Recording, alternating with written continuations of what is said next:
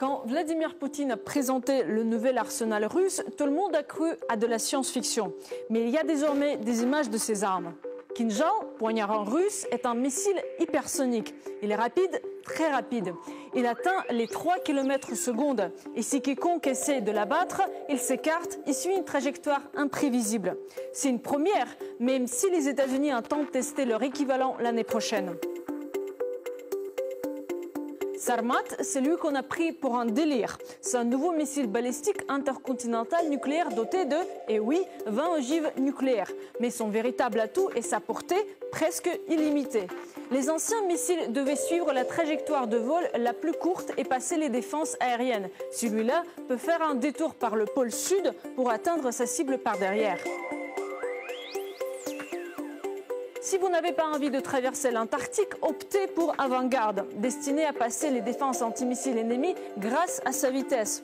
Lorsque ses moteurs sont lancés, ils pénètrent dans l'atmosphère à Mach 20, soit environ 7 km/s. Propulsion nucléaire qui se déplace si profondément et rapidement qu'elle est en théorie invincible. Burevestnik, un nouveau missile de croisière à propulsion nucléaire. Son réacteur implique que sa portée n'est limitée que par le volume de combustible.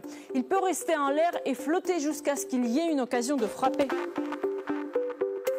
Les lasers de combat ont toujours été le gadget de science-fiction par excellence, mais ils n'avaient jamais existé, jusqu'à aujourd'hui.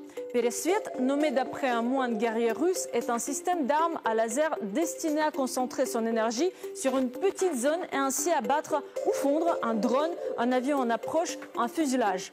Pour le moment, c'est tout ce qu'on sait à son sujet. On peut se demander si c'est là la volonté d'imposer une nouvelle course aux armements. Est-ce que la Russie veut la guerre ? Non, dit Poutine. Il s'agit d'équilibre. Et l'équilibre signifie la paix. À l'époque de l'URSS existait la parité nucléaire entre la Russie et les États-Unis, la destruction mutuelle assurée. Puis, après l'effondrement de l'URSS, le temps a commencé son expansion et testé de nouvelles armes qui pouvaient détruire les armes nucléaires russes. Ce que Poutine a dévoilé, c'est la réponse de la Russie, le retour à l'égalité militaire, le statu quo, le retour à l'équilibre.